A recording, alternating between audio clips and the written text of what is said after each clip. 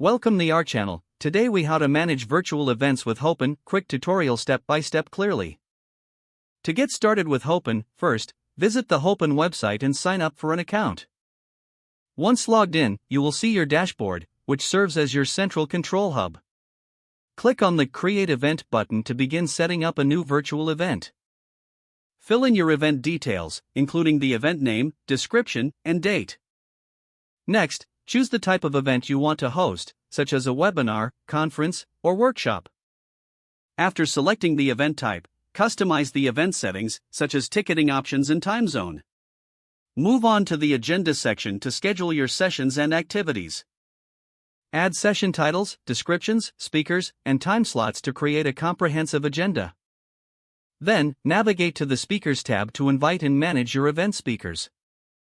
You can add their bios and relevant social media links for audience engagement. Next, customize your event's branding under the Branding section. Upload your logo, set a theme color, and choose a banner image that reflects your event's vibe. To manage networking opportunities, head to the Networking section.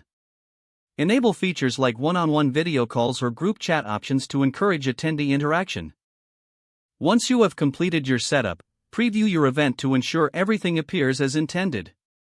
When you are satisfied with the setup, promote your event by sharing the registration link. As the event date approaches, stay active in the event dashboard to manage attendee registrations. On the day of the event, log in early to double-check all technical aspects are working smoothly. During the event, monitor any live chat and feedback to engage with the audience in real time. After the event concludes, access analytics to evaluate participation and engagement metrics. Finally, consider following up with attendees through emails or feedback forms to gather insights for future events. If the page does not load, refresh the browser or try again in a private or incognito window. Make sure you are using the correct email address, then retype it carefully to avoid small typos. If your password is not accepted, use the reset option and create a new strong password you can remember. Check your spam folder for verification or security emails, then complete any requested confirmation steps.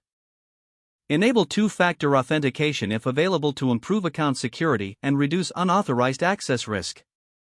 After signing in, review your profile details so your contact information and settings are accurate and current.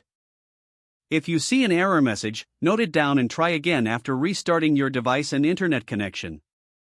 Don't forget to like this video and subscribe to our channel for more step-by-step tech guides.